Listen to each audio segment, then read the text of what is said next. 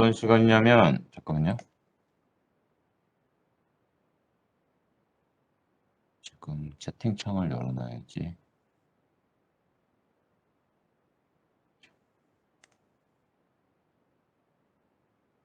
오늘 어떤 시간이냐면 이 마지막 강의로서 제가 처음에 말씀드렸는데 여러분들도 다 느끼시겠지만, 그리고 사회에 나가면 특히 더 절실하게 느끼겠지만, 한국의 어떤 주택 유형도 되게 다른 나라랑 많이 다르고, 그리고 여러분도 뭐 지금 대선 정권에서 그 대선 주자들이 공약으로 내세우는 정책에서 주요 정책 중에 관심 가는 것 중에 하나가 뭐 종부세니 아니면 주택 정책이거든요. 그만큼 우리나라에 있어서는 우리나라가 어떤 근대적인 정부를 출범시킨 지 오래된 역사를 갖고 있지 않았고, 그런 어떤 짧은 시간 안에 성장하면서 아직까지 제대로 잘 해결이 안 된 부분이 바로 이 주거 문제거든요. 그래서 그런 어떤 특이한 관점에서부터 이 강의가 제가 궁금증을 갖고 이 강의가 시작이 된 건데, 그런 어떤 귀결이 되는 거죠. 그래서 지금 어느 시점에 있고 여러분들이 강의를 통해서 이제는 많이 아니까 안 상태에서 그걸 한번 정리하는 목표가 있는 게 이번 마지막 강의입니다.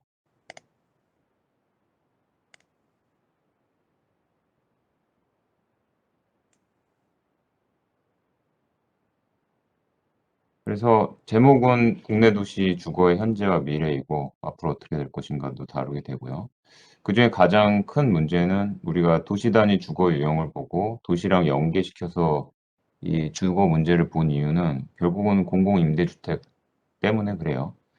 전반기 강의에서 봤지만 어, 도시가 근대화된 이후로 전 세계적으로 도시화가 비율이 높아지고 많은 사람들이 도시를 몰리면서 주거 문제가 심각했죠. 그리고 그 주거 문제를 앓고 있는 사람들은 다 서민층이에요. 돈이 많은 사람들이 주거 문제를 앓을 리는 없고요. 그리고 그 사람들은 오히려 주거 부족 상황을 이용을 해서 임대주택으로 돈을 벌죠. 그리고 나머지 사람들, 대부분의 비율을 차지하는 서민들은 결국은 주택 문제가 있는 거예요. 때문에 그 사람들을 위한 그 집을 단번에 이거 마음에 드니까 내가 사겠다 이렇게 할 수 있는 경제력을 지니지 않은 대부분의 사람들을 위한 공공임대주택 정책이 되게 중요한 것이고, 그리고 대부분 선발주자들은 그 문제를 나름대로 자기 식대로 자기 도시에 맞게 해결을 해서 도시가 잘 성장을 한 거죠. 한국도 지금 4차 산업 초기에 들어간 지금 현실에 있어서 우리나라는 굉장히 어떻게 각광받는 선도주자예요. 그 산업적인 측면에서. 근데 이 강의 출발에 말씀드렸다시피 주거 문제에 있어서만큼은 뭔가 다른 나라에 비해서는 문제가 아직도 많고 해결이 됐다고 보기가 힘든 겁니다. 그래서 앞으로 세대를 이제 책임져 갈 여러분들이 이 문제에 대해서 고민을 해야 되는 거죠. 그래서 공공임대주택 문제를 한번 들여다보면 한번 이 다큐멘터리를 한번 볼 필요가 있어요. 지금도 보면요. 뭐 건축 전문가들이라든지 그런 사람들이 가장 큰 어떤 반향을 일으키는 발언은 주거 문제 관련해서 "소유가 좋다."라는 말을 대부분 사람들이 공감을 해요. "주거는 소유를 해야 된다. 임대가 아니라 소유를 하는 게 맞다." 그러니까 모든 사람이 다 소유할 수 있는 양을 공급을 하고, 그다음에 그게 분양할 수 있도록 그 정도 가격으로 분양을 할 수 있어야 된다 이렇게 되는데, 과연 그게 건설사가 그렇게까지 분양할 건설사가 있으며 우리나라가 그러면은 뭐 민간 건설사를 택하지 않고 과거처럼 주공을 통해서 정말 싼 값으로 서민들이 살 만큼 값싼 주택을 분양할 수가 있는지, 그리고 지금 도시화가 거의 완성 단계 이후로 지금 접어든 지금 그린벨트 말고는 서민들이 도시에서 일하면서 살 만한 싼 주거를 공급할 땅은 어디 있는지 다 비현실적인 것이거든요. 근데 여전히 사람들이 나라 상황은 공급 하고 아니 살 수 있는 분위기로 사야만 되는 그런 분위기이고요. 사람들의 심리가 그렇게 움직이고 있고요, 여전히. 그리고 누구든지 다 환상에 사로잡혀 있어요. 사야 되는 이유 중에 하나는 내가 정말 당장 살 집이 필요해서 산다기보다는 다 이 재화 수단으로 쓰는 거죠. 사면은 아파트를 사면 땅값이 오를 것이라는 전제 하에서 그래서 내가 이걸 되팔아서 이득을 챙긴다라는 그 전제 하에 있는 거예요. 그러니까 결코 거기서 '내가 죽을 때까지 살겠다.'라는 그 목적도 아닌 거예요.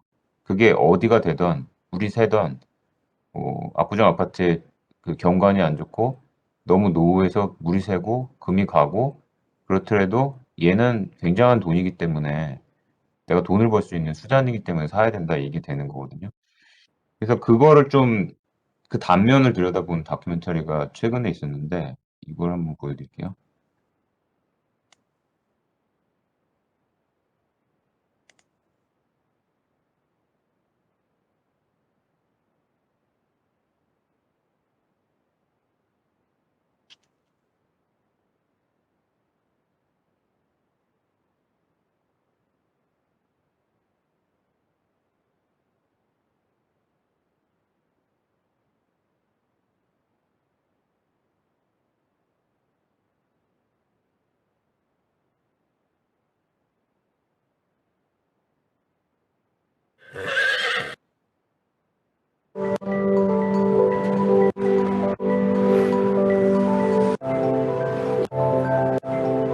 이 도시의 변화는 우리 가족의 운명을 끊임없이 바꾸어 놓았다.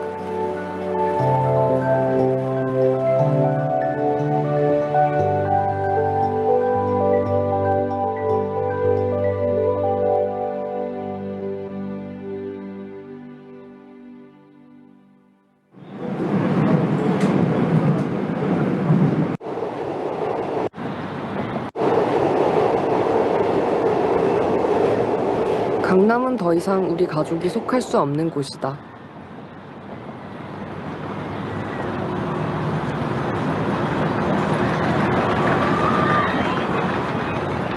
하지만 부모님은 강남에 살기를 계속 고집하고 있다.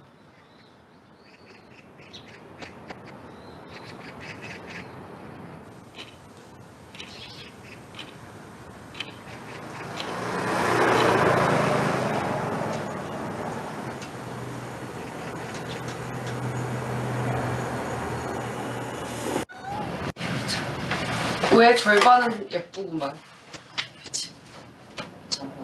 뭐 뜻인 안 나오는데. 앞에 검침에 혼자 살기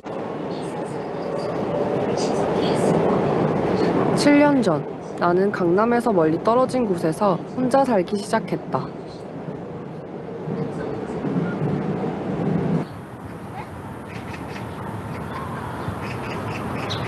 여러 번의 이사 끝에 가장 저렴하고 넓은 집을 구했다.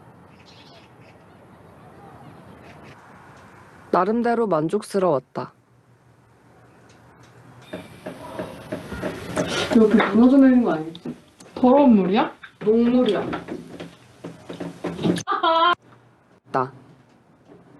자유를 위해 가까웠지만 지긋지긋했다.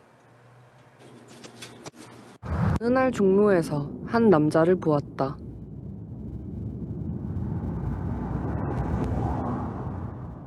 (5) 년 만이었다. 전화를 걸었지만 없는 번호였다.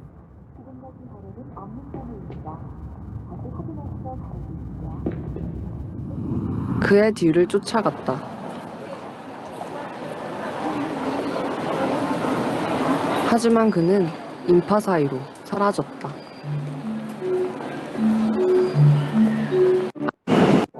가족이 가장 행복했. 그 자리에는 원망만 남았다. 우리 가족이 가장 행복했던 시절. 1988년 서울 올림픽이 열렸던 해로 돌아가 이야기를 시작하려 한다.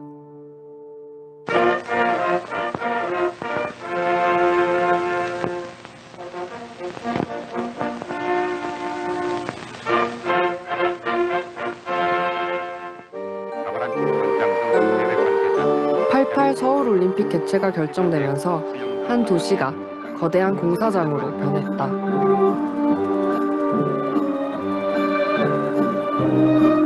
잠실은 개발 정보를 쫓아온 이들이 벌떼처럼 몰려들었던 코리안 드림의 메카였다. 나도 한다는 식으로 자기 형편은 생각지 않고 모두가 중산층이 되기를 꿈꾸던 그때 실은 생각지 않고 상표에 매달려 함부로 물건에 사는 사람들도 희망찬 미래가 기다리고 있었다.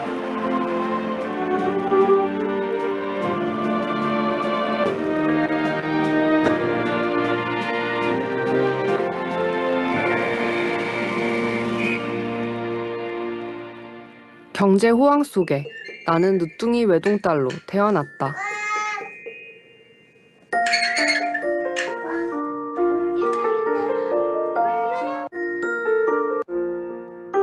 가시나 봐. 네.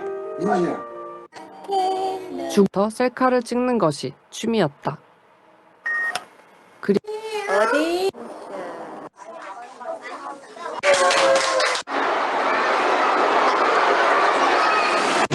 조금씩 균열 영원할 것 같았던 우리 가족의 세상에 조금씩 균열이 가기 시작했다.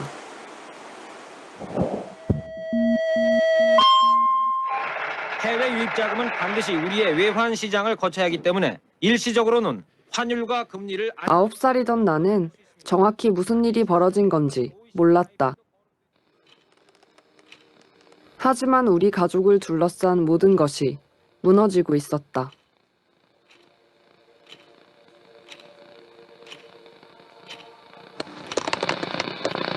엄마가 마지막으로 찍은 홈비디오는 1997년에서 멈춰 있었다. 그때가 아예 있었어?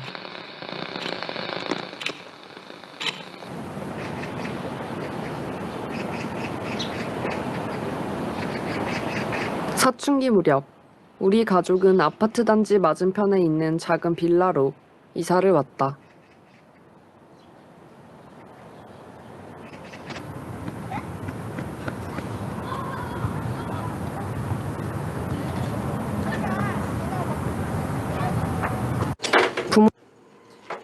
부모님은 모든 것을 잃었지만 아이러니하게도 부동산에 대한 믿음만은 오랫동안 버리지 않았다.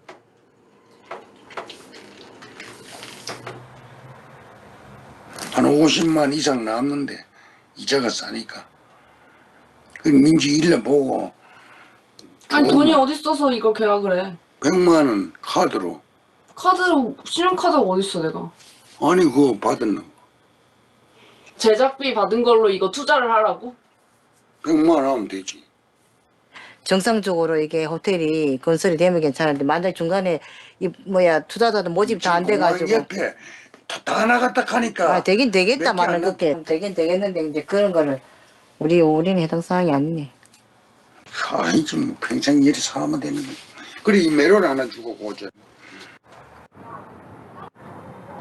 일어나. 1년에 그럼 갚아야 되지 뭐 어떻게 그러면. 맞지? 그때 보면 비싸잖아 더.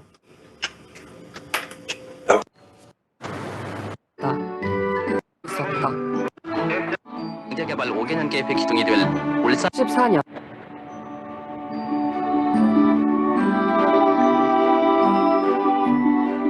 (1974년) 부모님은 울산에서 신혼생활을 시작했다.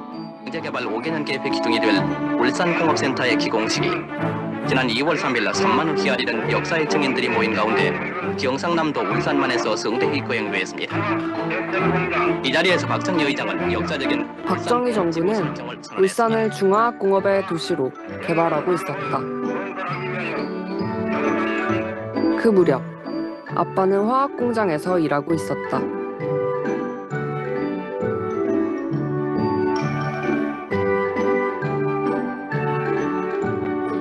당시 공장은 벌이가 괜찮은 직장이었다. 하지만 아빠는 직장을 좋아하지 않았다. 3교대로 밤샘 엄마는 놀라운 경험을 하게 된다. 결혼 한 9개월째인가? 5개월째 주변 아파트를 둘러봤어. 그랬더니 아파트가 여기 조금만 더 보태, 방 두 칸에 조금 더 보태면은 아파트 사겠더라고. 그래 엄마 일단은 계약을 했어. 일을 저질렀지. 저지르려고 아파트를 샀는데 아파트가 1년 만에 막 그냥 꽁충꽁충 뛰는 거야. 그때 아파트가 100만 원. 100만 원 샀는데 300만 원 받았는가 그래 받았거든. 2년 만에 300만 원 받은 하여튼 그렇게 받았을까. 그래갖고는 그래 돈 벌었잖아. 그리고 그 옆에도 24평짜리 아파트를 또 짓더라 로타리에. 그래갖고 엄마가 어머 그러면 야 여기 요거 3배 남았으니까 여기 가면은 조금 더 이익을 챙길 수 있겠다 싶어갖고 그걸 또 아빠 몰래 또 계약을 했어. 계약을 해가지고 거기 또 한 배 남겨. 근데 다 4배 받잖아 이익금을.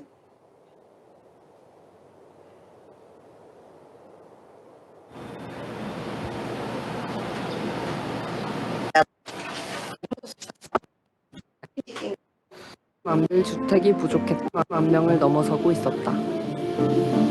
서울은 늘 주택이 부족했다. 그래서 소위 집장사라 불리는 소규모 건설업이 유행하고 있었다. 부모님은 이 대열에 합류하기로 했다. 처음에 걱정 안 했어, 서울 올라왔을 때?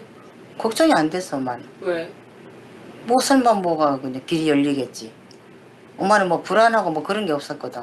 뭐가 하면 된다는 항상. 근데 엄마는 자오명이 그래. 뭐 하면 된다.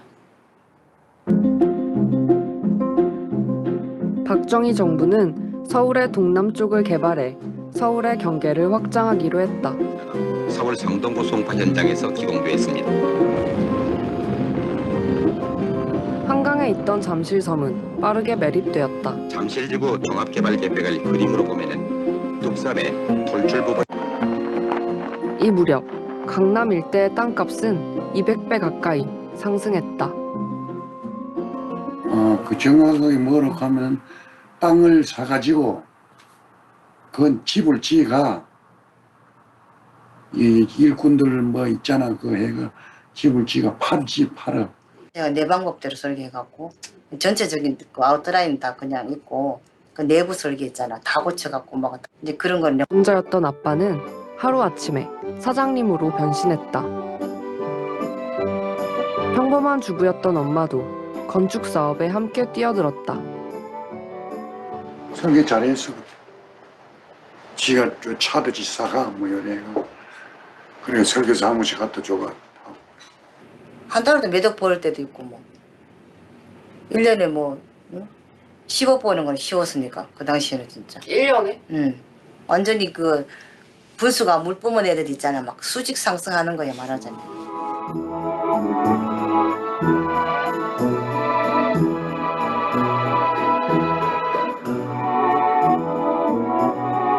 어린 시절의 영광스러운 기억은 나 혼자만의 기억이 아니었다.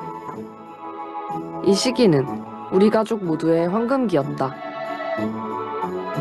부모님이 사업을 시작할 무렵 3가지 행운이 찾아왔다. 저달러 저금리, 정치적인 변설 계획 1,500만 호를 짓는 것이 우선시하는 것이 시대 부가 보상 몰라 그거. 그리고 그냥 이야기는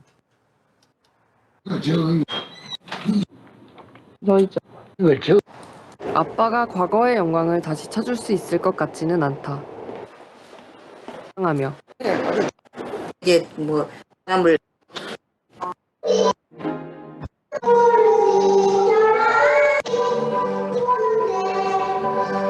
서울 올림픽 다음해 부모님은 아파트에 이사를 가기로 했다. 당시 올림픽 선수기자촌 아파트는 중산층의 상징이었다. 한 도시가 성장하는 동안 나 역시 그 속에서 함께 자랐다.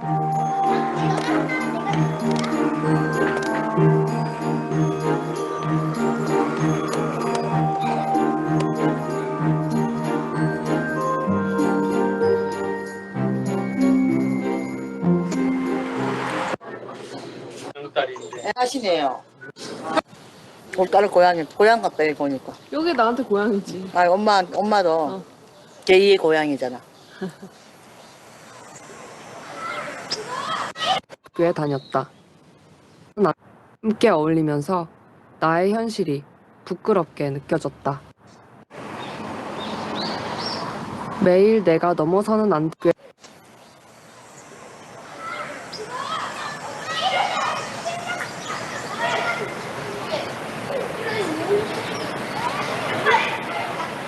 이사를 온 이후에도 나는 아파트 단지에 있는 중학교에 다녔다.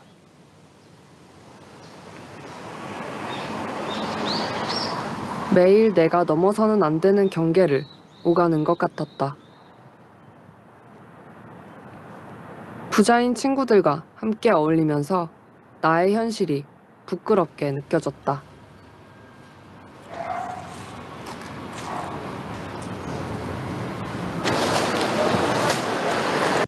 옷에는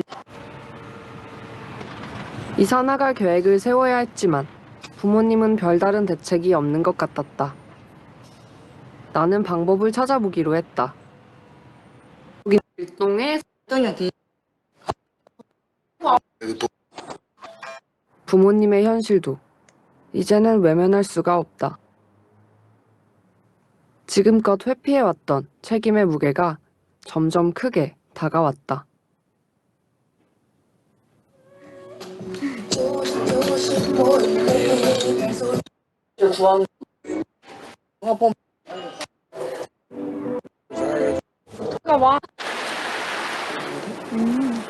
그게 더 낫나 보다. 자, 공유는 여기까지 할게요.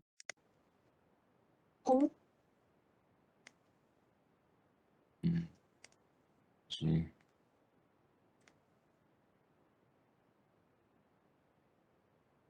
예, 그래서 이 다큐멘터리를 뭐 그냥 여러분들이 영화 대신 보면은 뭐 사실은 뭐 전혀 비교도 안 되고 재미없겠지만 사실 강의의 일부로서 봤을 때는 굉장히 단적으로 그 한국 상황에서 왜 사람들이 집을 살라고 하는지 일해서 번 돈보다 그렇게 투기해 가지고 번 돈은 뭐 평생 동안 열심히 해서 인제 번 돈하고 비교가 안 될 만큼의 이득이기 때문에 평생 그렇게 해 가지고 돈을 많이 벌어왔던 이 다큐멘터리상의 부모님 같은 경우는 지금 망하고서도 그것을 계속하려고 그러죠. 있는 돈을 다 투자를 해서 어딘가 하면은 내가 지금 당장 일을 안 하고 있더라도 어 그렇게 해서 번 돈이 훨씬 더 크다라는 것을 알기 때문에 계속 그러는 거예요. 그래서 근데 시대가 많이 달라졌다라는 거죠. 그분들한테는 불과 뭐 20-30년 전의 기억에 불과하지만 한국은 20-30 년이 엄청나게 그 많은 변화가 있는 나라거든요. 그래서 지금 현실이 그 20-30년 전의 현실하고는 너무나 다르기 때문에 같은 방식으로 그렇게 쉽게 되는 상황은 아니에요. 근데 여전히 사람들의 머릿속에는 그런 어떤 관념이 남아 있어요. 그래서 여기서 보다시피 주택이 자산으로 인식이 되는 게 지금 상황이고 그러다 보니까 돈과 돈이 돈을 버는 상황이다 보니까 돈 있는 사람들은 점점 부자가 되고 돈이 없는 사람들은 집도 없고 그리고 당연히 더 가난해지겠죠, 상대적으로. 그래서 그게 인제 양극화죠. 근데 2015년 전후로 해서 그게 어느 정도 극에 달았고요. 그래서 어떤 더 이상 주택을 소유하는 개념보다는 거주의 개념으로 거주라는 개념이 굉장히 커졌어요. 예를 들어서 여러분 세대들만 하더라도 여러분 세대의 어떤 주거를 다루는 태도가 한 뭐 10 년, 20년 전에 10 년은 아니다. 한 20년 전에 어떤 20 대들의 태도랑도 많이 다르거든요.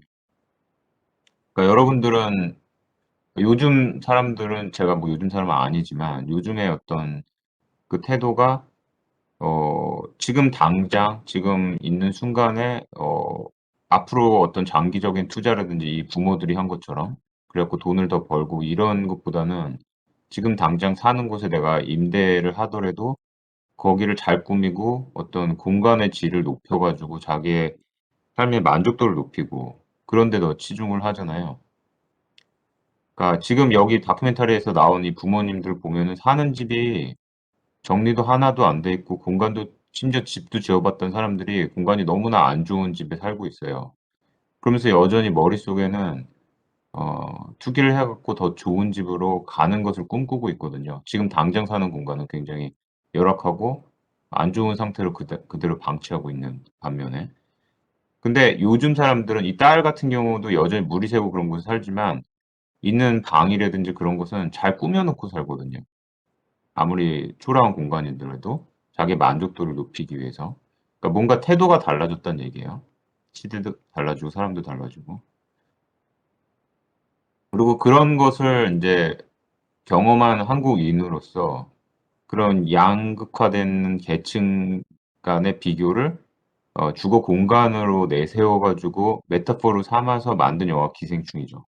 그래서 뭐 이 기생충에 대한 분석은 너무나 많은 사람들이 했기 때문에 굳이 강의에서 보여 드릴 필요는 없죠. 그래서 뭐 간략하게 얘기하자면은 그 가난한 집은 낮은 곳에 있고 심지어는 낮은 곳이 아니라 아예 지하 같은 곳에 아무도 모르는 곳에 있는 계층도 있는 것이고 상류층은 굉장히 높은 곳이고 그리고 폐쇄적이고 그리고 그 안에 공간이라는 게 보이지 않는 경계로 돼 있어서 사실은 계층화를 더 유지를 하고 있고 겉으로는 계층이 없는 것 같이 행동하고 하지만 사실은 심리적인 계층이 보이지 않는 선들이 존재하는 것을 보여주는 게 인제 기생충이라는 영화였죠. 자 그래서 지금 상황에서 봤을 때 그리고 더 천천히 도시화가 됐고 그리고 도시의 주거 문제를 일찌감치 고민했던 국가들에서 보면은 공공임대주택 정책이 굉장히 중요했는데 한국의 그 공공임대주택을 보면은 계속 부족했었어요. 그리고 투자가 굉장히 낮았고 어 그리고 공공임대주택이라 해도 그 어떤 임대가 굉장히 단기가 많고 내가 돈이 없어서 공공임대주택에 사는 서민인데 그게 뭐 10년 이후에 나가야 된다 그러면 10 년이라는 게 사실 주택에 있어서 긴 시간이 아니거든요. 그리고 10년 후가 지났을 때 내가 당장 또 이사할 곳을 찾아야 한다면 굉장히 막막하지 않겠어요? 그러니까 임대주택이 그렇게 흔한 것이 아닌 한국에서 내가 임대주택이기 때문에 도심 안에서 그래도 약간 비교적 싼 가격으로 10 년을 살았는데 10 년이 지났다 해서 이거랑 비슷한 가치의 비슷한 가격대의 주택을 찾을 수 있을 확률은 거의 없겠죠. 그러니까 사실은 굉장히 단기적이고 그리고 안정화시키기에는 부족한 상황인 거예요. 30년 이상 장기 임대주택은 4% 밖에 안 되고 뭐 11년 기준이지만 10년 이상도 6.3% 기준밖에 안 됐다. 그래서 이걸 맨 밑에 표를 보면은 그 다른 나라들 선진국이라고 불리는 나라들의 공공임대주택 비율을 보여주는데 한국보다 훨씬 더 높은 상황인 것을 보여주고 있죠. 자 그럼 공공임대주택의 태도가 정책적인 태도가 그 유럽 국가들하고 한국이 어떻게 다른지를 보면은 유럽 국가는 배후에 굉장히 일찌감치 고민이 시작이 됐고 그 배후에 기독교적 사회주의가 있다는 얘기예요. 사회적 연대의식. 그리고 그것을 이끄는 사람들이 지도층이라는 얘기죠. 상류층이라든지 공화주의자. 국가가 주택 부분에 관여하는 부의 이전과 재분배 도모. 우리나라 보수층에 대한 비판이 굉장히 많고 그리고 우리나라 보수층은 정말 뭐 애국이라든지 뭐 여러 가지 보수층이 당연히 해야지 보수층이라는 타이틀이 붙을 수 있는데 그 반대되는 것을 굉장히 많이 하잖아요. 그러니까 만약 뭐 친일이라든지 그리고 오히려 애국하는 사람들이 오히려 더 뒷전으로 밀리는 상황도 그렇고 그리고 보수층이면은 사실은 외국은 보수층이 예를 들면 영국의 보수당이면은 공공임대주택이 제일 중요해요. 그래서 그러니까 돈 있는 사람들을 위한 정책보다는 서민들 정책이 훨씬 더 중요하게 여기는 게 보통의 보수층이에요. 그리고 그것 때문에 인제 애국주의자가 되는 거고 어 그리고 그런 배후에 인제 기독교적 사회주의도 있는 거거든요. 그러니까 자본주의가 보수주의가 아니에요, 서양 같은 경우는. 근데 한국은 그렇지 않죠. 그리고 뭐 공공임대주택 정책을 역대 정권들이 펼쳐 온 거를 보면은 오히려 반대죠. 소위 보수라고 불리는 사람들이 오히려 친재벌 정책을 더 많이 피고 서민 정책을 뒷전으로 밀어둔 정책이 대부분은 그래요. 그게 반대된다는 얘기예요. 그래서 만약 정상적이라면은 유럽처럼 유토피아적 사회주의가 기반이 돼 있는 공공임대주택이 나와야 된다라는 것이고요. 반면에 한국 같은 경우는 양적 성장주의였기 때문에 집단이 내세워졌고, 그리고 정말 국가가 주도로 해서 공공임대주택을 건설했던 건 오히려 60년대 초기에 반짝 있었다라는 것이고, 그리고 이후로 나타났던 것은 지금은 이제 많이 늘어나고 있지만 정책적으로 소형 주거 비율도 굉장히 낮았고 중상층을 상대로 해서 분양될 수 있는 주택이 더 많이 건설됐어요. 그리고 그게 특히나 IMF 때 이제 아까 그 버블 패밀리도 그랬지만 그렇게 해서 버블로 성장했던 그 부동산 때문에 부동산 버블로 성장했던 경제가 망하게 됐던 게 이제 그 거품이 터진 게 IMF잖아요.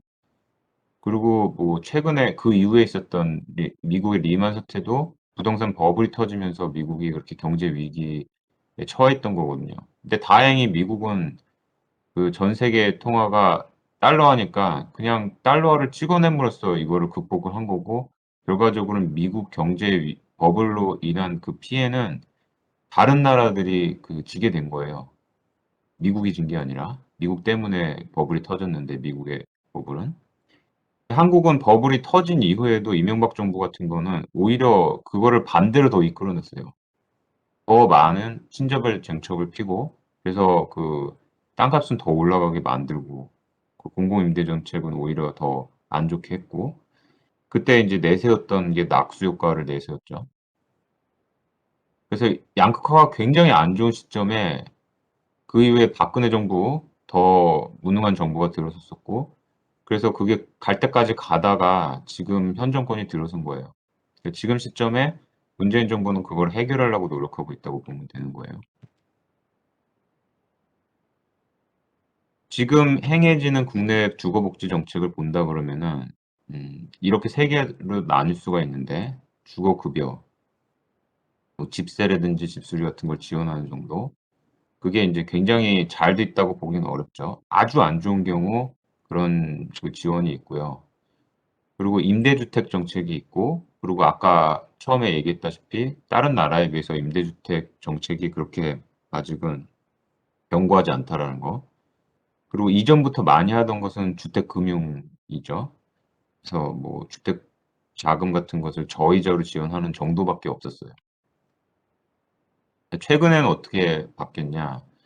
우리 지지난 시간에 봤던 건데, 어, 그 이명박 정부 때 뭐 보금자리 주택으로 나오면서 어, 중과율이 오히려 이전 정권 때 증가율에 비해서 더 낮아졌고, 공공임대주택 같은 경우는 다시 중상층을 좀 타겟으로 하는 게 더 높아졌고, 그러다 문재인 정권 때부터 다시 이제 공공임대주택 정책이 다시 강화되고, 그리고 동시에 그 부동산 투기 억제 정책 실시를 하고 있죠. 근데 그렇다고 해서 지금 땅값이 떨어지고 있냐? 오히려 그 반대라고 제가 지난 시간에 한번 말씀드렸던 것 같아요. 이게 시간이 걸리기 때문에, 그리고 또 다른 예측 불허했던 그 요인 때문에 이렇게 되는 경우가 항상 여지껏은 계속 반대로 되는 경우가 더 많았다고 제가 말씀드렸어요. 네, 현재 장기 임대 비중이 아직까지는 50% 이상이다. 네, 정책적으로는 그렇다네요. 공공주택은 장기 할부를 조건으로 하는 분양주택. 한번 자세히 볼게요. 네, 그래서 현재 그 LH공사의 공공주택 분류를 해보면은 임대랑 분양으로 나뉘고, 임대는 장기, 공공임대, 매입전세 이렇게 나눠요. 그리고 그리고 이런 어떤 공공 건설임대, 민간 건설, 매입 임대주택을 이렇게 나눴을 때 이 의무 기간을 보면은, 저 의무 기간 동안은 임대를 해야 되고 그게 지나면 분양이 가능해지는 건데, 공공건설 임대주택이 가장 어떤 기간이 길죠. 반면에 민간사들이 지은 것 같은 경우는 임대 의무 기간이 굉장히 짧게 돼 있어요. 그리고 매입 임대 같은 경우는 뭐 거기서 공공임대만큼 길게 돼 있고, 그래서 매입이라는 것은 국가가 이미 지어진 어떤 개인 재산을, 개인 주택을 매입을 해 가지고 그걸 공공으로 임대를 주는 경우고요. 그러니까 싼 값으로. 공공건설은 원래 그렇기 위해서 만든 거고, 민간건설 같은 경우는 민간사들이 어떤 임대주택을 하려고 하는 건데 공공하고는 취지가 다르니까 이윤을 남겨야 되니까 그렇게 할 모티베이션이 되게 적겠죠. 그러니까 어느 정도 제도적으로 인센티브를 주고, 그다음에 그것도 의무 기간은 굉장히 짧게 잡아서 분양으로 그만큼만 좀 도와주면, 국가를 위해서 도와주면 나중에 분양을 할 수 있게 이렇게 해 주는 거예요. 그리고 공공 임대를 보면은 그 안에 또 종류가 짜르르 있는데, 저 오른편에 보면은 이제 85 제곱미터, 그게 국민주택 규모거든요. 대부분 그 국민주택 규모 이하로 해서 공공 임대주택이 분양이 돼요.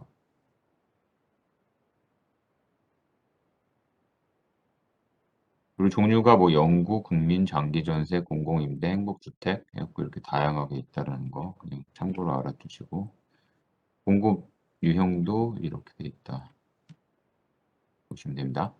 자, 그래서 지금 정권의 임대주택 정책은 월세로 많이 전환이 됐고요. 이전 정권에 비해서. 그러니까 이전에는 월세가 아니라 뭐였죠? 전세였죠. 전세가 더 주를 이루는 거였는데 지금은 월세로 많이 전환이 됐는데, 근데 월세로 전환이 됐을 때 수익 조건은 민간 참여 유도할 수 있는 수익 조건이 개선이 되지만, LH가 분양 시장에 진입하면서 민간 투자가 둔화됐다, 뭐 그렇게 평가를 할 수가 있고요. 근데 그거는 이명박 정권 때도 LH가 분양 시장에 진입하면서 민간 투자가 둔화됐던 게 있었죠.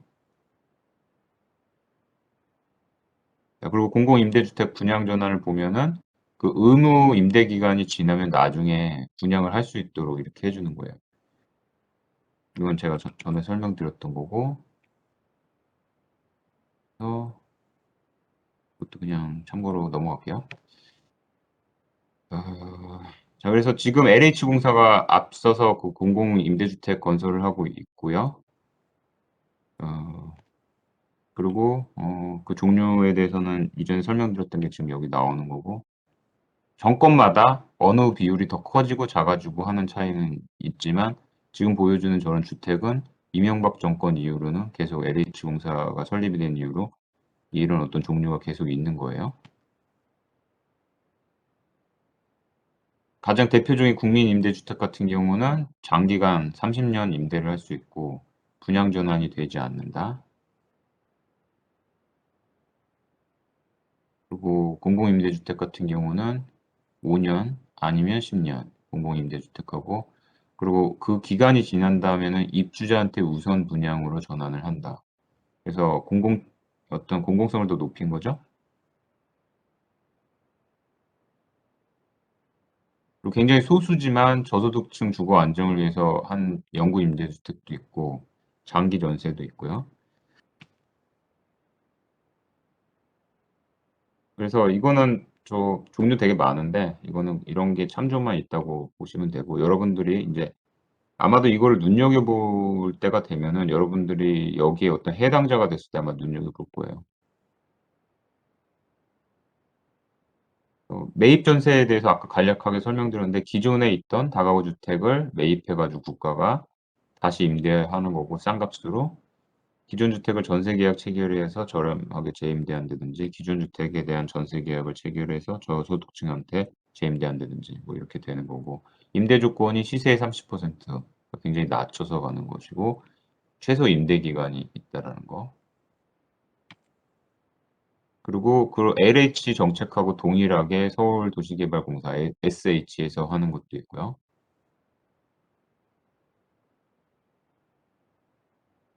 주거 실수요자 입장의 정책 개선 노력. 주거 보급률은 100% 상회한 지가 꽤 됐어요. 그게 거의 90년대 말에 그렇게 됐죠. 그래서 이제 사람들이 원하는 것은 그냥 양적인 공급이 아니라 질적인 향상도 원하죠. 근데 무주택 서민 실수요자들의 자가 점유율은 아직 낮다. 그 이야기는 주택 보급률이 높지만 그것이 서민들이 살 수 있을 만한 양도 아니고, 그리고 서민 자체가 아무리 싼 값으로 나온들 이 사람들이 일하고 생활하는 곳에 그렇게 싼 주택이 나오기는 사실 불가능한 거죠.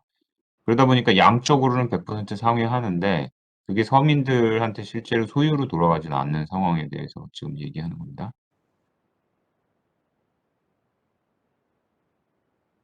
그리고 보금자리 주택, 이명박 정권의 거기서 만들어진 제도인데 이것은 우리가 지지난 시간에 사실 봤던 겁니다. 그래서 소유 위주의 공급 정책이고 그 기존 그린벨트를 해제해서 시범적으로 건설을 했었죠. 그러다가 나중에는 박근혜 정부 때 이게 이제 거의 무효화가 됐고요. 그래서 등장했던 게 행복주택인데 이것은 도심 안에서 어떤 유휴지를 개발을 해 가지고 그것도 인제 대학생이라든지 사회초년생, 주거 취약층을 대상으로 해서 그것도 젊은 사람들 도심 안에 주거를 공급하는 어떤 그런 정책이죠. 이제 주거 환경은 안 좋지만 어떤 교통 접근성이라든지 그런 거는 양호하다고 이제 설명을 드렸었고 그래서 행복주택 같은 경우는 이렇게 도심 안에 곳곳에 건설이 되고 있는 양상이 있었죠.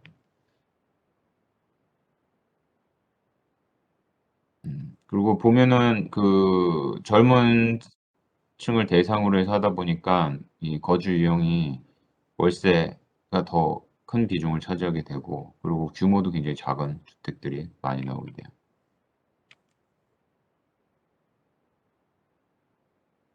그리고 박근혜 정부 때 그 기업형 임대주택 뉴스테이도 지지난 시간에 이제 제가 설명을 드렸어요. 그래서 이건 민간 임대사업자들을 끌어들이려고 인센티브를 줘 가지고 건설을 하게 했고 최소 8년이 지나면 분양 전환이 가능한 그런 곳이죠. 그래서 지금 그렇게 해 가지고 두 정권이 MV 정권이랑 그 박근혜 정부 때 공공임대주택 정책이 많이 축소가 됐기 때문에 지금은 그걸 다시 확대하려고 정책 전환을 시도를 하고 있고요. 그리고 목표는 뭐 한 9% OECD 평균 9% 이상으로 22년까지 공급 목표이다. 그렇게 되고 있어요. 그래서 그게 그중에 하나가 청년주택, 그리고 신혼부부, 그리고 고령자 주택이 있다 보면 되고요. 저소득층 어떤 주거 취약계층을 위한 그런 어떤 주거지를 개선을 하고 고치는 데 돈을 좀 지원을 하고 그런 것들도 있다고 제가 아까 설명을 드렸죠.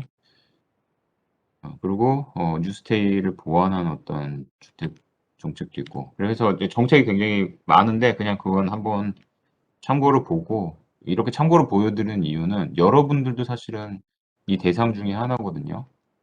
청년주택 대상이고 그리고 곧 아마 신혼부부가 될 테니까 이제 이런 것들에 대해서 좀 알아두시면 되고요. 그래서 정책에 대해서 봤고 공공임대주택 관련해서 그다음에 우리가 또 인제 끝마치기 전에 한번 볼 거는 도시 단위 주거 유형 우리나라에 이게 없다고 제가 그 강의 시작부터 말씀을 드렸어요.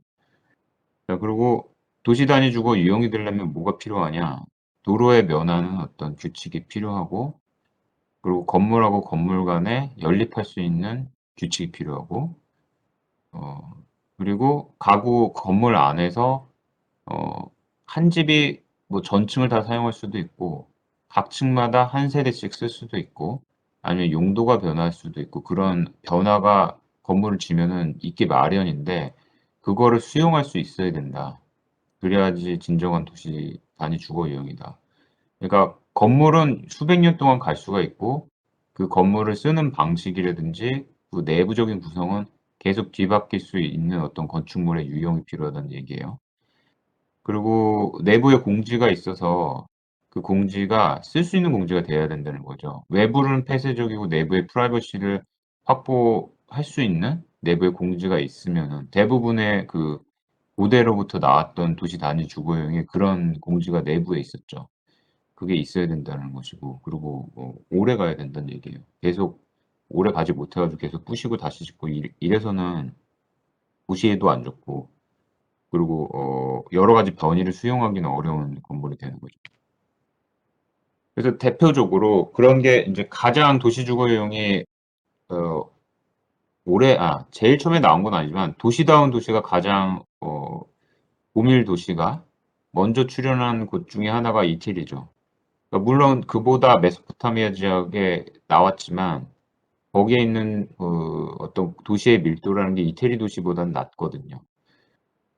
반면에 이태리 도시 같은 경우는 약간 늦게 출현했지만 그 밀도가 거의 중세 시대부터 굉장히 고대 로마 시대 때부터 굉장히 고밀하게 이미 인슐라가 나와 가지고, 그리고 오늘날 짓는 게 그 당시의 인슐라랑 크게 다른 밀도가 아니고 남겨져 있는 게.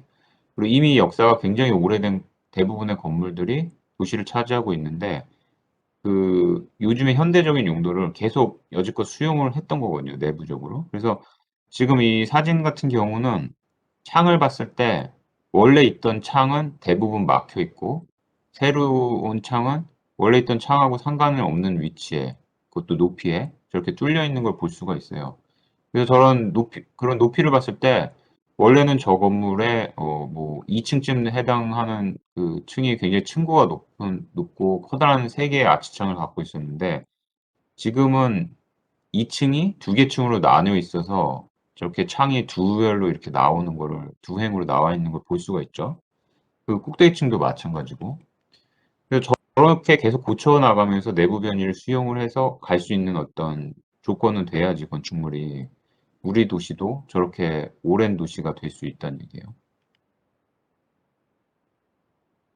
그랬을 때 현재 우리나라의 그 단독주택을 보면 법적으로 그 정말 한 세대가 사는 단독주택이 있고, 거기에 이제 여러 세대가 껴 살아 가지고 사는 다중주택이 있고, 그리고 애초부터 여러 세대가 살 수 있도록 만들어 놓은 다가구 주택이 있는데, 법적으로는 이 세 개가 다 단독주택으로 분류가 돼요. 근데 주택법상으로는 분양 조건 330제곱미터 이하만 단독주택이 되는 거고, 건축법은 그게 아니고 세 가지 다가구 되고요. 그리고 다가구 주택이랑 굉장히 비슷한 게 다세대 주택이 있는데, 이거는 세대가 다가구 주택은 소유주가 하나고 다세대 주택은 그 안에 여러 세대가 있어서 소유주가 여러 명인 거예요. 그러니까 조그만 아파트 비슷한 거예요. 그게 다세대 주택이고, 겉으로 보면은 둘 다 비슷해 보여요.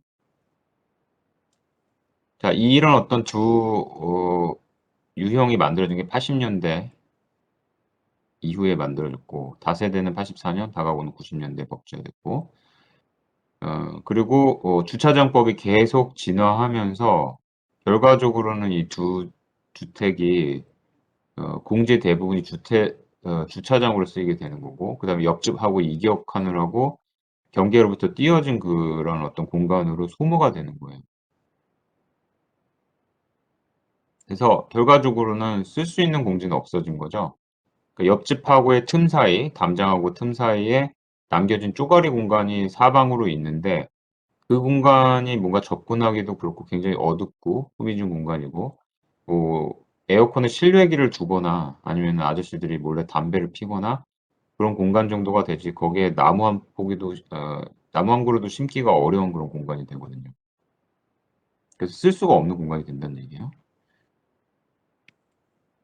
그래서 뭐 이런 걸 분석한 논문들을 보면은 지금 여기에 이 표에서 개념도가 평면이거든요. 그 기다란 이게 지금 도로고요. 이 까만 게 필지고 이 하얀 게 건물의 배치예요. 그래서 7, 80년대 그 주택들을 보면은 이렇게 앞에 앞마당이 있고, 이땐 마당이 있었다는 얘기예요. 그리고 이렇게 뒤에 집이 있는 거죠. 그래서 대부분 아마 남향을 이렇게 바라봤을 때 남향 환한 앞마당을 지나서 이렇게 거실로 들어왔을 거예요. 그러다가 이게 다세대 주택 아니면 다가구 주택이 되면서, 아니면 초기에 네, 다세대 주택이라고 볼 수가 있는데, 그때 이제 주차장 법규 때문에 이때 2층까지 다 하지만 뭐 이때는 한 차를 한두 대 정도만 세웠어도 됐어요. 그래서 90년대에는 요런 식으로 공지가 옆에 좀 넓게 나오고, 그리고 이때에 비해서 이건 마당이라고 부를 수 있지만 이때는 이미 이 세 개 어느 것도 마당이라고 부르기 어려운 상황이 된 거죠. 그리고 이후로는 주차장법이 점점 진화하면서 공지가 점점 없어졌어요. 그러다가 지금 현재는 이렇게 보면 필지가 굉장히 넓고 굉장히 공지가 넓어 보이잖아요. 사실 이게 아니라 다 필로티 주차장이고 여기 코아만 요 정도로 돼 있어요. 그래서 윗부분은 거의 꽉 차 있는 거죠, 2층부터는. 그래서 필로티 주차장을 지금 의미하는 거예요. 그래서 필로티 주차장에는 정말 차만 세우지 거기에 나무 심을 수도 없잖아요. 그래서 쓸 수 있는 공지가 거의 없어진 상황이라는 얘기죠. 그래서 아까 말씀드렸다시피 다가구 주택은 건축법으로 단독주택인데 한 사람이 소유했을 뿐이지 여러 가구가 살 수 있도록 만들어진 거죠. 그리고 다세대 주택은 여러 세대가 2인 이상이 공동 소유할 수 있도록 애초 만들어진 것이고 4계층 이하인 주택이다. 다는 걸. 그리고 겉으로 보면 다세대나 다가구나 거의 비슷하고요. 그다음에 이후에 최근에 등장한 게 도시형 생활주택인데 이런 것을 여러분들이 잘 알아둬야 되겠죠. 도시형 생활주택이고 이것은 이제 서민 주거 문제를 해결하고자 아파트 아니고 그 일반 주거 지역 안에서 지을 수 있는 주거 유형을 제도적으로 마련한 거예요. 그러니까 어느 정도 시도를 한 거죠. 앞서 지적했던 한국의 공공주거 도시 단위 주거 유형이 뭔가 아직 잘 개발이 안 된 것을 그런 문제를 타결하고자 뭔가 시도를 한 거예요, 제도적으로. 그렇게 나온 게 도시형 생활주택인데 인제 서민 대상으로 했으니까 국민주택 규모 이하로 지어야 되는 조건이 있고 그리고 이 배치하는 방식이 인제 가장 이 제도의 중요한 부분인데요. 그리고 이것을 인제 민간 건설업자들이 와서 지란 얘기예요. 각각의 개인들이 지으면 당연히 돈 있는 사람이 단독주택 짓는 거 말고는 민간 건설업자들이 뭐 다세대 주택을 지어봤자 한 채를 지어봤자 그렇게 돈이 많이 남질 않죠. 그러니까 정말 영세한 업자들이 그 다세대 주택을 계속 지을 거 아니에요. 그래서 아까 인제 봤지만 그 버블 패밀리만 하더라도 거기 나오는 대부분의 다세대 주택 그 실내 공간이 그렇게 좋지를 않아요. 물론 깨끗하게 지으면 되는데 민간 업자가 그럴 이유가 있을까요? 최소한으로 지어서 이상적으로 생각하면은 각 층마다 한 세대가 살아야지 좀 넉넉할 텐데 가급적이면 한 층마다 2개씩 쪼개 가지고 돈을 더 많이 버는 게 더 나을 테니깐 그 사람 입장에서는. 그래서 그 한국에 있어서 그 일반 주거지에 아까 그 버블 패밀리도 그랬지만 아파트에 살다가 그 옆에 있는 일반 주거지로 갔을 때 뭔가 신분 하락을 느끼잖아요. 심리적인 경계를 느끼고. 그만큼 그 주거 환경이라든지 그 공간의 질이 낮다는 얘기죠. 그만큼 영세한 건설업자가 많으니까. 근데 이 도시형 생활주택은 그러면은 만드는데 한 채를 만드는 게 아니라 아예 조그만 단지를 구성을 해서 만들어라. 그러면 너네들이 지을 만하지 않겠냐? 돈을 더 많이 벌 수 있지 않냐? 대신 엄청나게 고밀도로 만들게 한 거예요. 조그만 아파트들을. 그러니까 단지형으로 심지어 다세대 주택을 짓기도 하고 연립주택을 지을 수도 있고 그리고 그 안에 그 원룸형으로 해서 거의 고시방 비슷하게 고시원 비슷하게 이렇게 지을 수도 있게 한 거죠. 그러니까 지금 얘기하는 도시형 생활주택은 서민을 위한 거고 정말로 어 아주 안 좋은 공간을 지을 수 있도록 허용을 한 거예요. 그래서 굉장히 많은 세대를 살 수 있도록 해서 당장 어떤 양적인 해결을 하겠다. 그 저렴한 주택을 공급을 하겠다. 민간을 통해서 그런 어떤 정책적 취지가 있는 거예요. 그래서 보면은 이런 식으로 이렇게 조그만 소규모 어떤 다세대 주택이 다닥다닥 붙어 가지고 하나의 단지를 일반 주거지 안에 구성을 해요. 그래서 여기서 눈여겨볼 거는 바로 이 단면도예요. 그래서 단면도 보면은 인동 간격이 터무니없게 좁아요. 5층짜리 건물인데 인동 간격이 지금 보면은 한 7m 정도? 그 정도 되는 거죠. 그림자가 엄청 지겠죠, 이 사이 공간이. 그래서 주거 환경은 점점 열악해질 뿐이고 도시형 생활주택을 지어봤자.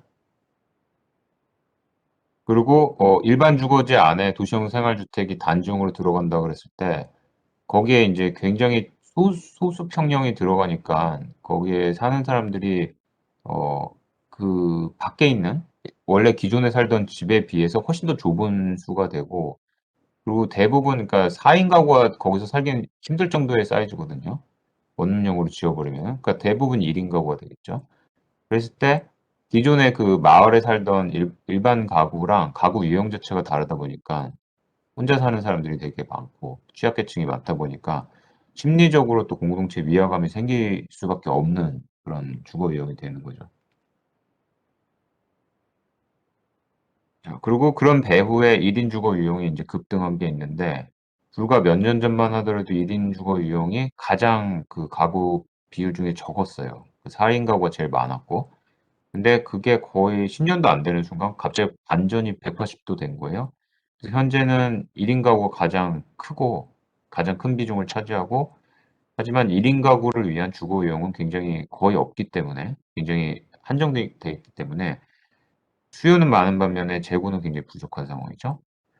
그래서 이거를 이 1인 가구가 여러분들이 너무 잘 알겠지만 결국은 정상적인 어떤 주거 유형 안에 그 대표적인 게 이런 어떤 도시형 생활주택인데 도시형 생활주택이 그러면 1인 가구 수요를 다 충족시킬 만큼 그렇게 많냐? 그렇지 않다 보니까 기숙사라든지 고시원, 오피스텔 그런 곳에 그런 것들을 이제 준주택이라고 부르는데 주택에 가까우니까 근데 정상적인 주거 유형은 아닌 거죠. 그런 곳으로 많이 수용이 되는 거예요. 그래서 뭐 공유주거라든지 해서 이쪽에 관련한 어떤 그 주거 정책도 그렇고 개발 연구 같은 게 관심이 많이 집중되고 있죠. 지금 현재도. 그만큼 뭐 지금의 어떤 한국 사회 그 구성 자체가 많이 바뀌고 있는 거예요. 그러니까 미혼자들도 굉장히 많고 혼자 사는 사람 굉장히 많고 그래서 1인 주거가 이렇게 급증하게 된 거죠. 그리고 오른편 같은 경우 보면은 지금 표가 1인 가구랑 2인 가구의 그 월 평균 소득 수준 비교한 건데 1인 가구 딱 한 숫자 한 명 무슨 커플이서 같이 벌어 갖고 2배가 된다 정도가 아니라 1인 가구랑 2인 가구를 보면 1인 가구가 그만큼 경제 취약층인 것을 우리가 알 수가 있는 거죠. 그리고 이건 뭐 2010년 기준이긴 한데 1인 가구 거처 분포를 보면은 아파트 비율이 그렇게 전혀 높지를 않아요. 그리고 단독주택이 굉장히 가장 큰 비중을 차지하고 그 안에 단독주택이나 마찬가지인 뭐 다세대주택도 굉장히 많이 차지하고 그리고 주택 이외에 그러니까 준주택인데 아니면 비주거도 나와 있는데 거기도 상당히 많은 비중을 차지하고 있다는 걸 알 수가 있어요. 그래서 1인 가구 유형을 보면은 뭐 고시원도 들어가 있고 대부분 그 가구 유형 그 사람들이라는 게 어 고소득 독신자는 뭐 그렇게 많은 비중은 아니지만 만약 그 사람들이 있다 그러면 오피스텔이라든지 아파트에 당연히 살겠고 그 외에는 미취업자, 저소득 독신자, 노인 가구 이렇게 되고 그 사람들이 쪽방 고시원 다세대 다가구에 새들어서 살고 있는 상황인 거죠. 1인 가구 거처별 점유 형태를 보면은 단독주택 월세가 가장 많은 것이고 대부분 월세 형태를 갖고 있죠. 또 연령별로 봤을 때 젊은 사람들이 그중에 가장 많은 비중을 차지하고 고령층도 앞으로 점점 늘어날 거예요, 비중이. 고령화되고 있기 때문에 한국 사회가. 자, 그래서 이제 그 주거 이용에 있어서 여러 가지 길과의 관계도 필요하고 그리고 건물하고 건물 사이에 연립이 돼야 되는데 그래서 우리가 전반기 강의 때 봤던 전 세계적으로 나타났던 그 도시 주거 유형을 보면은 다 맞벽으로 해서 붙어 있잖아요.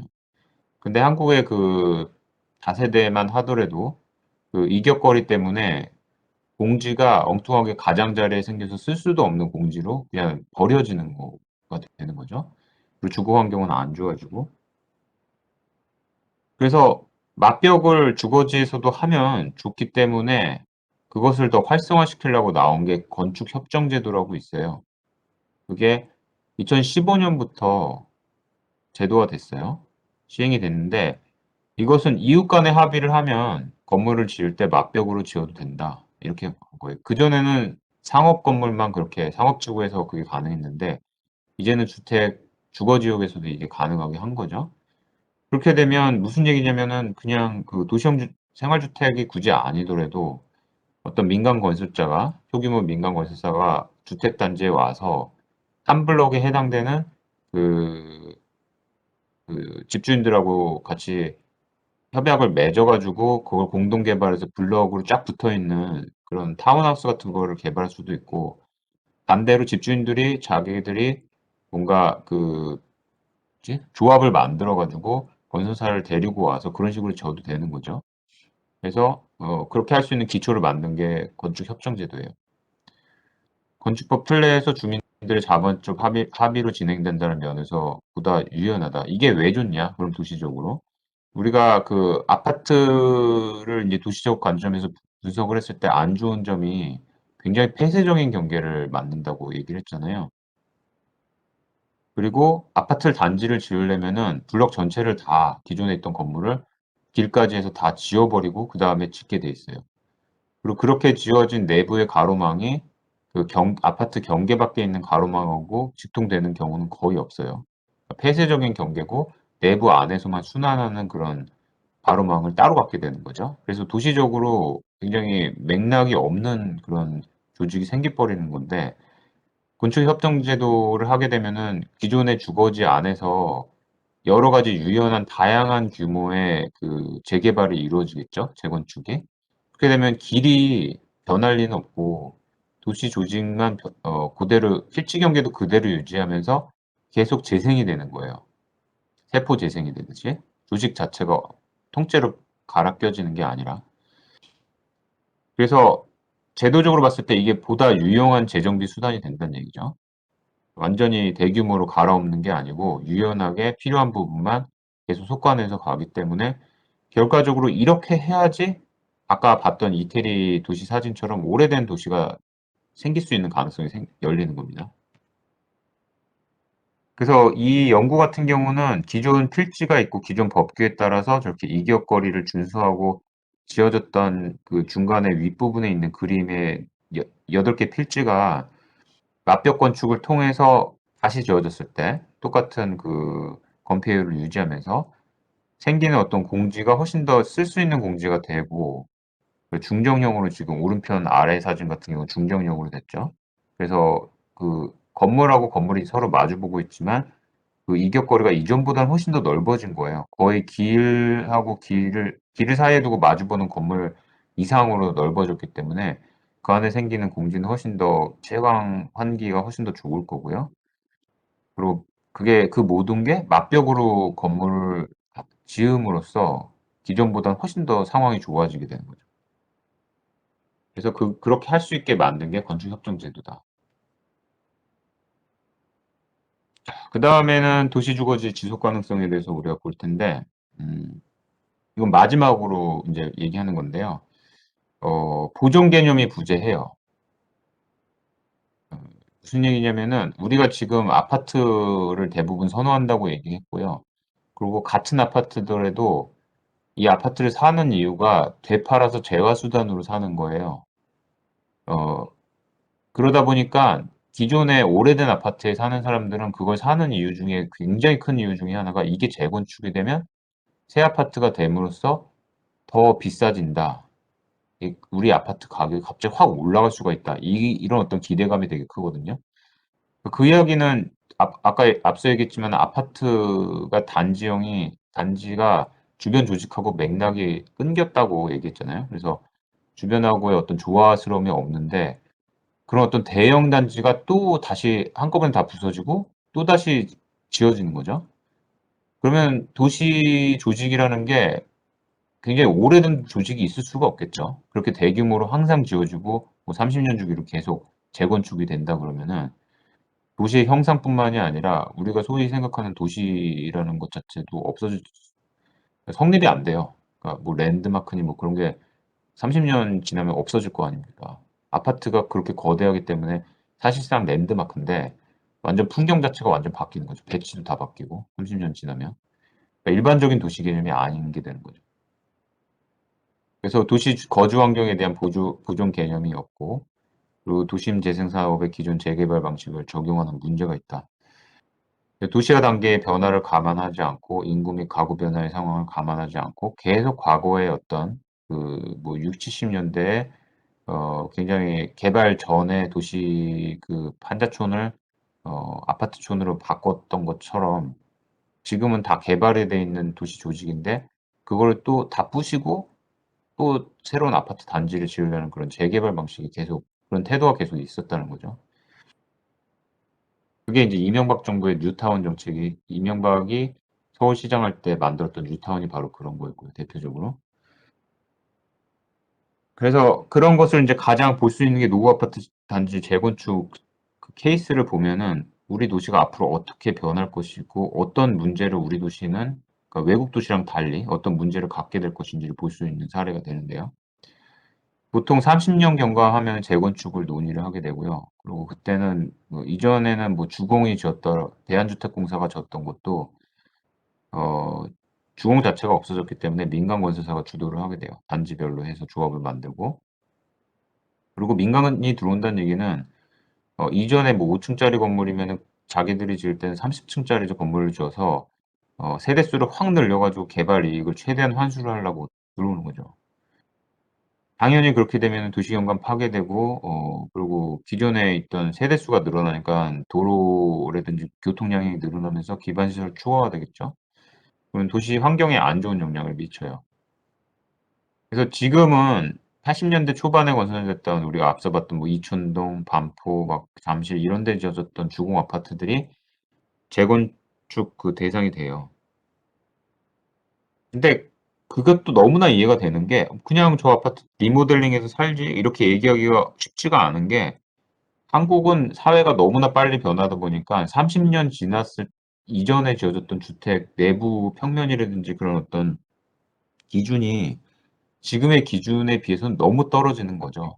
뭐 우리가 지금 뭐 온돌도 그렇고 여러 가지 평면 형상도 그렇고 단열부터 해서 여러 거로 그냥 건물의 구조까지 해 가지고 엘리베이터부터 해 가지고 사실은 부수고 짓는 게 맞는 거예요. 그 30년 전에 지어졌던 수준을 생각을 해 보면.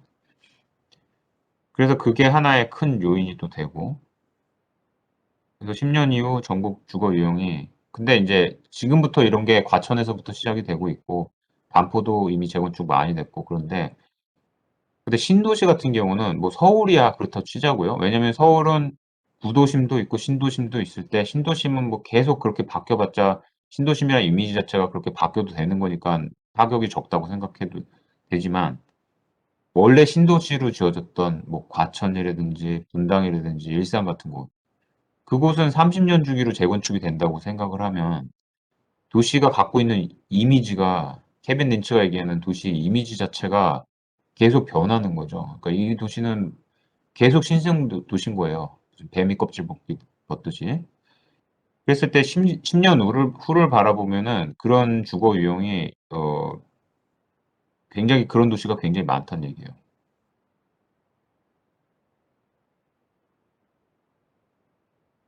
그래서 저 과천을 볼 텐데 과천 같은 경우는 이미 여러분들 배웠지만 84 년에 거의 최초로 지어졌던 신도시였죠.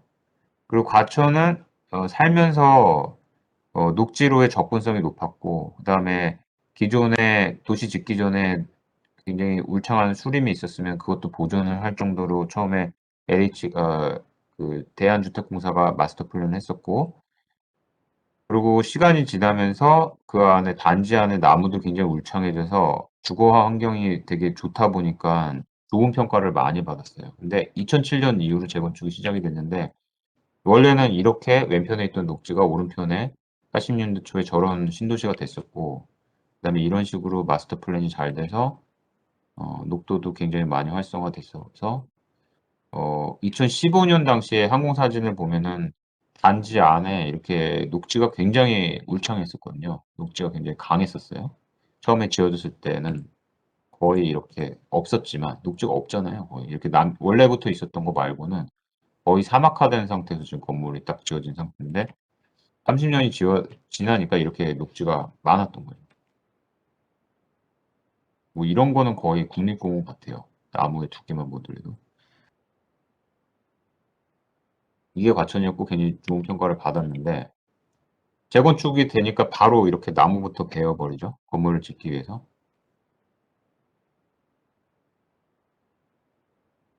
그리고 싹 다 밀어 버려요. 그리고 지금은 이 사진은 이건 수년 전에 찍은 거고 지금은 이거 다 밀었어요. 여기 있는 아파트를 다 밀어 가지고 다 이런 식으로 사막화시킨 다음에 다시 짓는 거예요. 물론 그렇게 지어진 아파트가 저도 구경 갈 만큼 뭐 대단해요. 그 안에 환경 정원이라든지 거기 막 호수도 있고 별의별 게 다 있기 때문에 무슨 놀이동산 온 것 같기도 하고 콘도미니엄 온 것 같기도 하고 그래요. 레저 휴양단지에 온 것 같은 느낌도 드는데 문제는 도시라는 게 우리가 익명의 도시라든지 어디 놀러 간다든지 그랬을 때는 그런 곳이 다른 곳이니까 집이 아닌 다른 곳이니까 가도 되지만 도시 전체가 이렇게 된다 그러면은 우리가 알고 있는 어떤 도시의 이미지 자체가 보존이 될 가능성이 거의 없죠. 그리고 도시의 역사라는 게 생기기도 불가능한 게 되는 거죠. 그래서 지금 이 두 개의 사진을 보면은 재건축 이전하고 이후로 지금 비교를 한번 해본 건데 인동간격이 대폭 줄어들고 그 건물의 음영을 비교를 해 보면 지금 이 경우 재건축이 된 곳하고 재건축 이전의 단지 두 개 비교인데 이것도 지금 재건축이 됐거든요. 이게 2 단지인데 그 그림자를 보면은 거의 뭐 정원은 좋고 되게 환상적으로 보이지만 실제로는 그 땅에 햇빛이 드는 곳이 굉장히 없어진 거예요. 하루 종일 아주 짧은 순간에만 햇빛이 잠시 드는 땅으로 변한 거죠, 이전에 비하면은. 그래서 그걸 한번 분석을 해 봤을 때 생활권 도시림이라 그러거든요. 도시 안에 있는 뭐 가로수 포함해서 그 모든 녹지를. 근데 우리가 뭐 자연보호 사실은 70 년대 그랬을 때 자연보호 그런 게 굉장히 내세웠었고 그래서 녹화시키려고 굉장히 많은 노력을 했었어요, 국토를. 그래서 여전히 뭐 국립공원 그런 곳은 보존을 많이 하잖아요. 거기 가서 누가 뭐 나무 뽑을 생각하나요? 근데 생활권 도시림 같은 경우는 보존 개념이 없어요, 한국 같은 경우는. 그러니까 일본이나 영국 같은 경우는 사유지에 있는 나무도 국가가 저거는 보존해야 된다 이렇게 지정해 버리면은 자기 사유지임에도 불구하고 나무를 베지 못해요. 그래서 건물을 지을 때 나무를 그대로 두고 나무에 손상이 안 가도록 설계를 해야 돼요.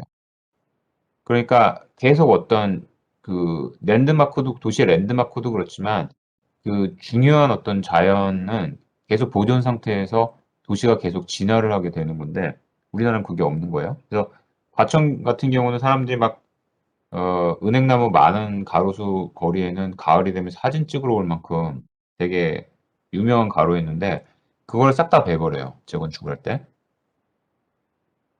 그리고 새로 지어지는 이런 어떤 아파트 단지 같은 경우는 새로 지어진 다음에는 나무가 그래도 꽤 많아 보이거든요. 근데 문제는 뭐냐면 그 아래 전체적으로 인공 지반이기 때문에 이전에 그 아파트 단지 같은 경우는 인공 지반이 아니니까 나무들이 이렇게 커다란 나무들이 그 안에서 자랄 수가 있는 거잖아요. 근데 이런 나무들이 자라지 못해요, 인공 지반은. 땅이 얕기 때문에. 그래서 그런 문제가 있어요. 그래서 이랬던 곳이 지금 이렇게 이제 변한 거죠.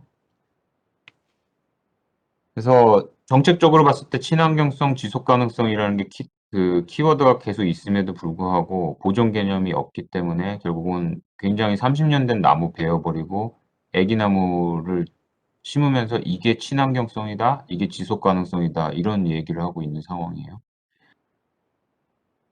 그리고 이게 인제 과천시가 지금 이렇게 됐지만 앞으로 이후에 인제 일산이라든지 분당 같은 신도시들이 이런 식으로 완전히 순식간에 바뀌는 순간이 올 것이다. 전국적으로 나올 것이다. 이렇게 우리가 예측할 수 있습니다. 그렇기 때문에 만약에 도시 안에서의 어떤 지속 가능성을 유지하려면은 저렇게 대단지로 하는 것보다는 아파트 단지도 그 안에 소 단위로 재정비할 수 있는 동 단위로 한다든지 그래서 배치는 그대로 놔두지만 아니면 그전에 있던 나무들은 그대로 나누지만 아파트는 바꾼다든지 이런 식으로 가는 것도 방법이겠죠. 일반 주거지 안도 그렇고 그래서 소단위 재개발이라 그러는데 그런 수법이 좀 앞으로 모색이 돼야 되고 앞서 봤던 어떤 건축 협정제도 일반 주거지 안에서 합벽으로 건설하는 것도 소단위 재정비의 어떤 유효한 수단이 될 수가 있어요.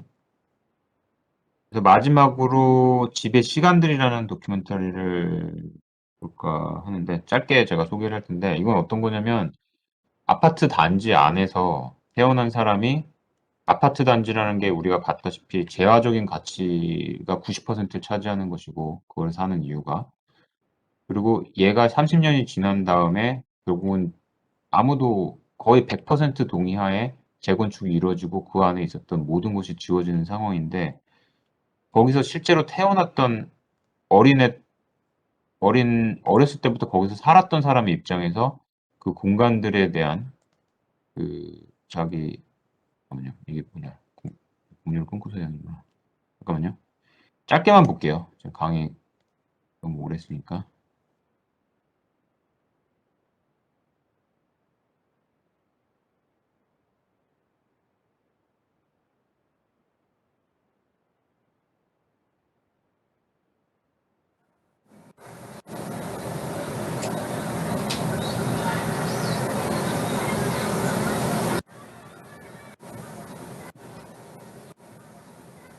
이사 가야겠다 이런 생각도 많이 한 사람도 있고 또 집을 뭐 어떤 경제적인 재화로 돈 가치로 따지는 사람들도 있고 그래서 이사를 자주 하는 사람도 있지만은 뭐 이사를 자주 해야 돈을 많이 번다는 게 요새 풍탄이에요.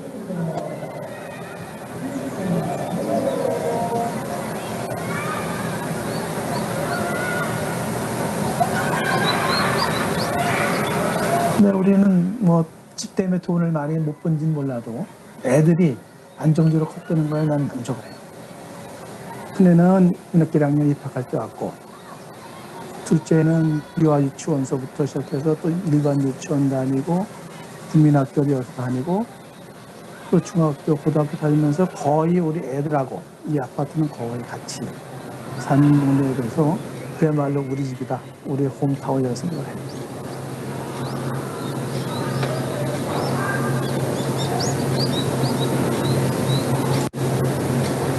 실에서 보이더래.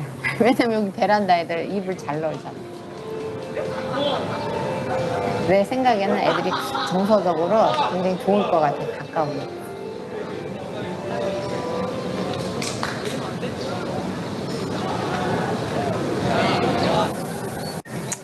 앞에가 뻥 뚫려가지고 나무가 많아가지고 너무 좋더라고. 그래서 살다 보니까 이렇게 28년을 살았어요.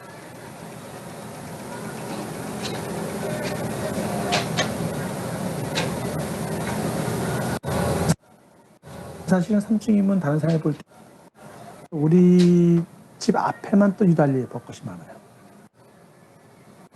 내가 그렇게 잦지 않았잖아요. 집이 인천이었거든. 그 집에서만 살아 버릇해서 이제 그 집이 단지 알고 살았고, 그 다음에 결혼해서는 이제 아파트 좀 이사 다녔고, 근데 한 몇 년 전에 내가 거기 가볼 기회가 있었어요. 갔더니 다 헐리고 고향이라고 가면 얘 옛날에 여긴 뭐 했던 거 이런 걸 좀 나는 생각하고 갔는데 다 허물려가지고 여기가 우리 집터인가 저긴가 뭐 이렇게 그냥 찾다가 뭐 모르겠다 하고 그냥 왔어. 그래서 좀 아쉽더라고. 한다고 했을 때가 벌써 한 15년 이상 된 걸로 알고 있는데 이 좋은 터전을 더 좋은 터전을 만들어야 되는데 더 나쁜 터전으로 만들면 안 된다라고 얘기를 해주고 싶어요. 누구나 아마 그럴 거예요.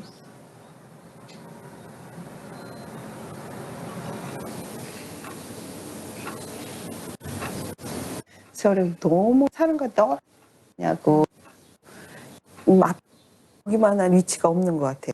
그 인테리어 하시는 분들은 그런 거를 그렇게 안 해줘요. 요런 데도 그냥 시민들 그대도 그 인테리어 집에 참 자고 있는 이런 일만 해요. 머리가 이렇게 신경 써서 이렇게 신경 써 약간 바뀐 느낌? 그래서 그래 살짝 일부러 여기 확실히 좀 언니도 여기서 이렇게 뛰어다닐 때 되게 기분이 묘해요. 언니도 그렇다고 하더라고요. 여기서 애들 많이 이렇게 노는 얼마나 많이 어쨌든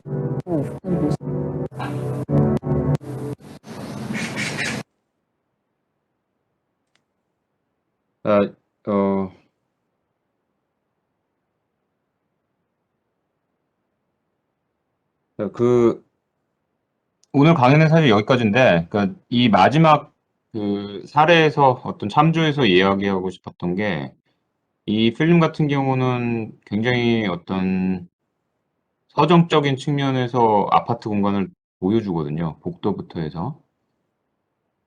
그리고 우리가 도시랑 관련시켜서 주거 유형을 봤고. 근데 우리가 평소에 뭐 엘리베이터를 탄다든지 아파트에 사는 경우 그곳을 다니면서 이것을 어른이 될수록 나이를 먹을수록 집중이 될수록 한국 사람들이 그렇게 생각하진 않거든요.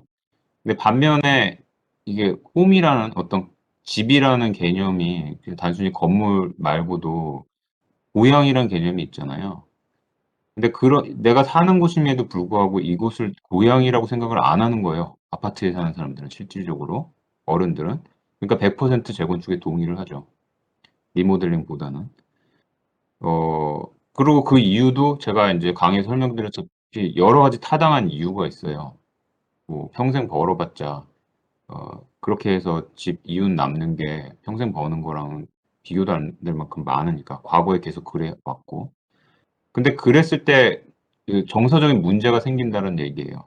그리고 도시에 대한 이미지도 문제가 되게 심각하고 그다음에 사람한테 있어서 고향이라는 게 굉장히 중요한데 결국은 그게 없어지는 거죠.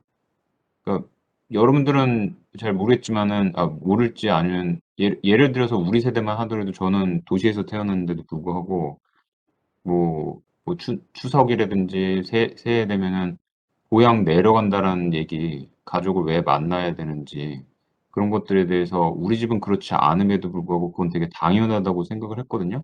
다른 시골에서 지방에서 살던 사람들이 다 그렇게 내려가는 거 되게 당연하다고 생각하는데 그게 사실은 앞으로 필요 없는 시대에 이미 들어갔고 그렇게 이미 행동으로 옮기고 있는 거죠. 고향이 없어지는 거죠. 아파트에서 태어난 사람 굉장히 많은 세상인데도 불구하고 그게 인제 사실은 고향인데 그 아파트는 언제든지 지어줘도 되고 여러 가지 다른 이유로. 그리고 실제로 그 살고 있는 환경이 매우 우수함에도 불구하고 재건축할 때는 그거를 보존하려는 시도조차 안 한다는 얘기예요.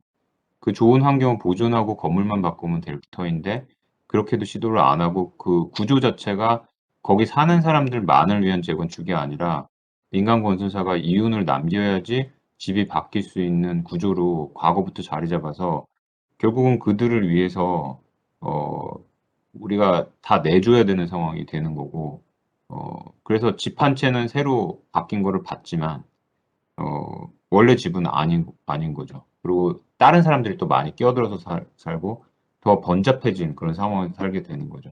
근데 그게 계속 갈 수는 없는 거거든요. 도시화 상황은 바뀌었고.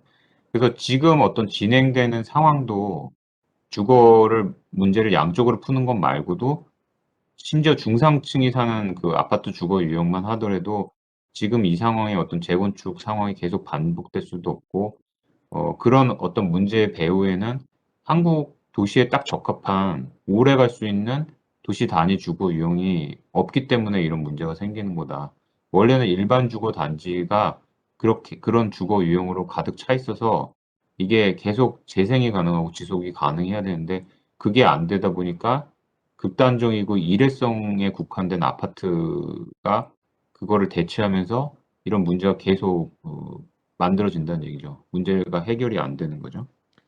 그래서 뭐 일단은 마지막 그 코멘트는 그렇고 오늘 강의는 여기까지 일단 됐고요.